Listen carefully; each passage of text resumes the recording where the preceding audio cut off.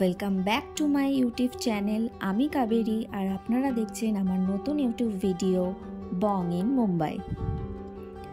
আজকে হলো বৃহস্পতিবার আর সকালে এখন আমি ব্রেকফাস্ট নিয়ে বসে পড়েছি। জেনারেলি আমি ওটসের স্মুদি খেয়ে নিই, যেহেতু একার জন্য তাই আর বেশি কিছু কখনোই আমি ব্রেকফাস্টে বানাই না, শুধু শনি রবিবারটাই স্পেশাল কিছু বানাই। কিন্তু আজকে আর ওটস খেতে ইচ্ছা করছিল না, তাই ভাবলাম একটু রুটি করে নিই। আর তরকারি কিছুই করিনি, আচার ছিল, টক ঝাল আমের আচার, সেটা দিয়েই রুটিটা খেয়ে নিয়েছি। ওদিকে চলুন আপনাদেরকে আজকে বাইরের ওয়েদারটা দেখাই। আকাশে আজ ভর্তি সাদা মেঘ, কি দারুণ লাগছে দেখুন আজকের ওয়েদারটা। অনেক দিন পর আজকে এই ওয়েদারটা পেলাম, নয়তো মুম্বাইতে এখন শুধুই বৃষ্টি আর বৃষ্টি। এই বৃষ্টি এই মেঘ কন্টিনিউয়াসলি 1 মাস ধরে এই ওয়েদারই চলে আসছে। আজকে অনেক দিন পর এত ভালো একটা ওয়েদার পেয়ে খুব ভালো লাগছে।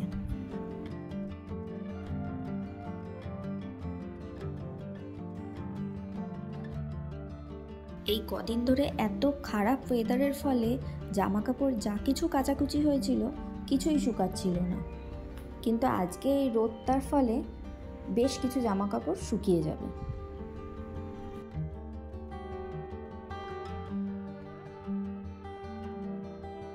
সব কিছু তাও শুকায়নি দেখছি, হালকা হালকা এখনো বেশ কিছু ভিজে ভিজে আছে।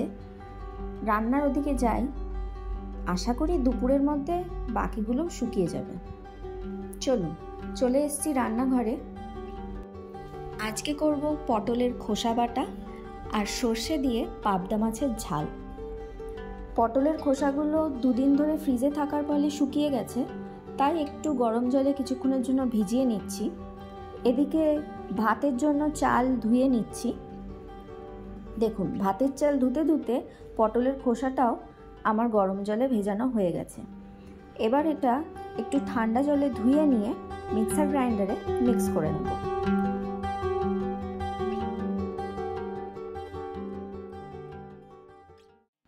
দিয়ে দিচ্ছি 4-5 কোয়া রসুন, একটা কাঁচা লঙ্কা আর একটুখানি কালো জিরে।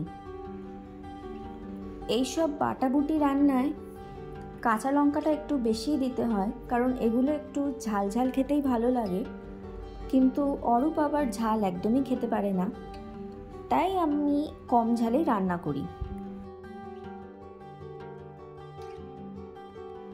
দেখুন, সুন্দর করে বেটে নিয়েছি, কি দারুণ কালারটা এসছে।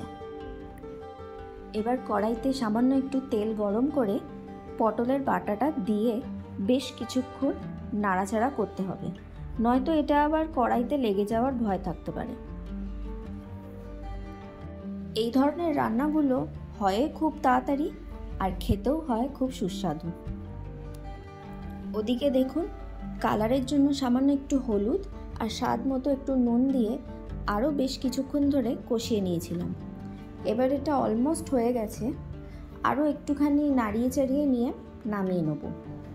এদিকে আবার মাছের প্রিপারেশনটা রেডি করে নিই। একটা মাঝারি সাইজের পেঁয়াজ স্লাইস করে কেটে নিয়েছি আর 2টো কাঁচা লঙ্কা চিড়ে নিয়েছি।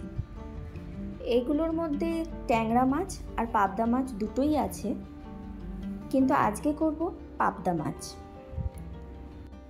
সামান্য একটু গরম জলে সর্ষে বাটার পাউডারটা গুলিয়ে নেব। এখানে জানেন তো, কেউ মনে হয় সর্ষেটা সেরকম ইউজ করে না।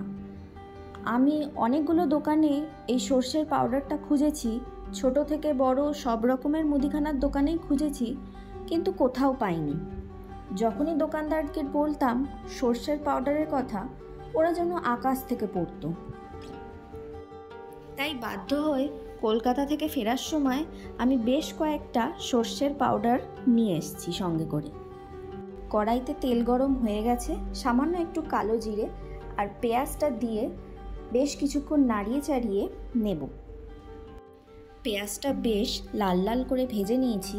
এবার মিশিয়ে রাখা সর্ষের পাউডারটা দিয়ে বেশ কিছুক্ষণ ফুটিয়ে নেব। তবে সর্ষের পাউডারটা পুরোটা দিলাম না, কারণ তলানিতে দেখলাম সর্ষের খোসাগুলো রয়েছে, এগুলো দিয়ে দিলে রান্নাটা আবার তেতো হয়ে যেত।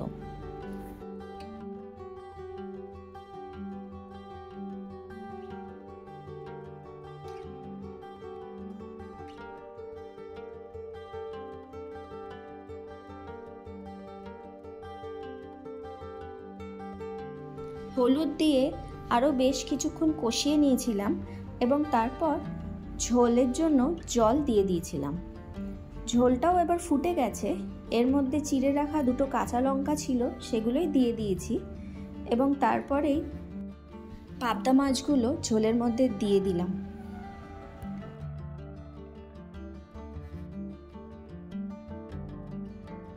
এবার 2-3 মিনিট ঢাকা চাপা দিয়ে আরও একটু ফুটিয়ে নেব, তাহলেই রেডি সর্ষে দিয়ে পাবদা মাছের ঝাল।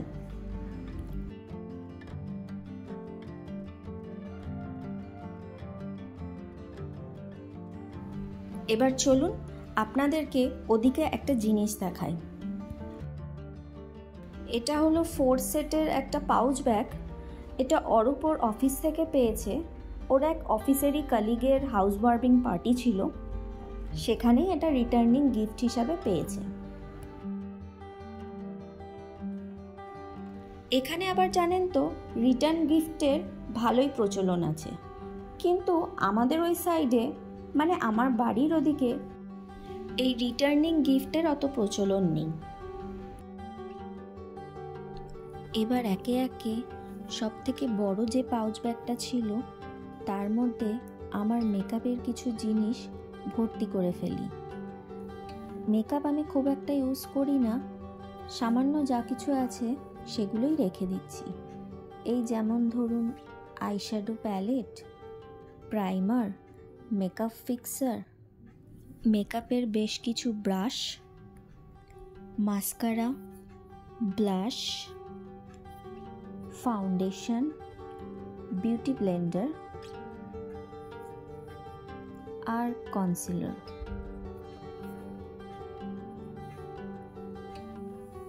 ও আর হ্যাঁ, কাজলটা আর কিছু ববি পিন। ব্যাস, এই বক্সটা আমার রেডি। এটাকে এবার সাইডে রেখে 3 নম্বর পাউচটা নিয়ে নিচ্ছি।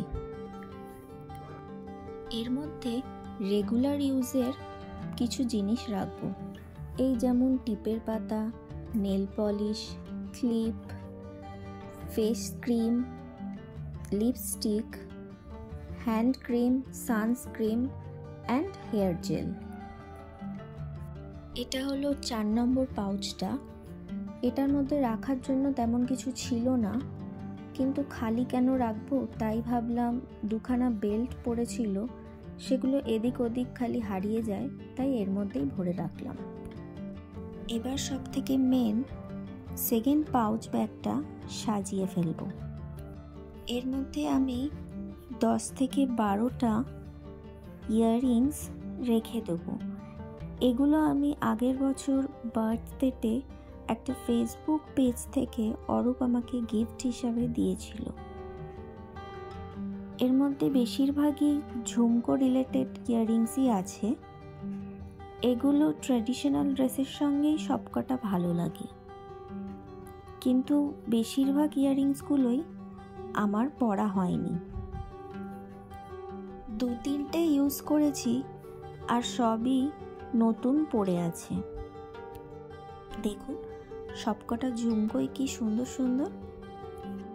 কোট প্র্যাকটিস করার ফলে সারাদিন কোট, চেম্বার, বাড়ি এই করতে করতে এগুলো আর কোথাওই আমার সেভাবে পড়ে যাওয়া হয়নি, তাই বেশিরভাগটাই নতুনই পড়ে আছে।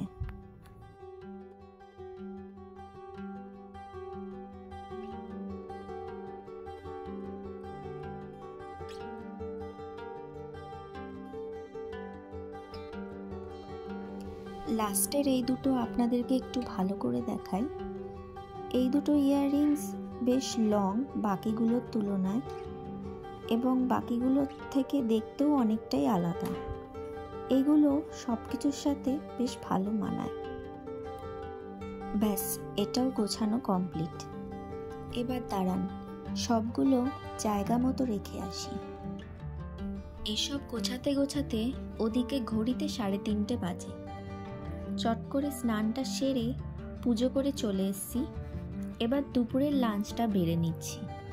তাহলে চলুন, ভিডিওটাও আজকে এখানেই শেষ করছি। দেখা হবে খুব শিগগিরই পরের আর একটা ব্লগে। ততক্ষণের জন্য do like, share and subscribe my YouTube channel. ভালো থাকবেন এবং সুস্থ থাকবেন।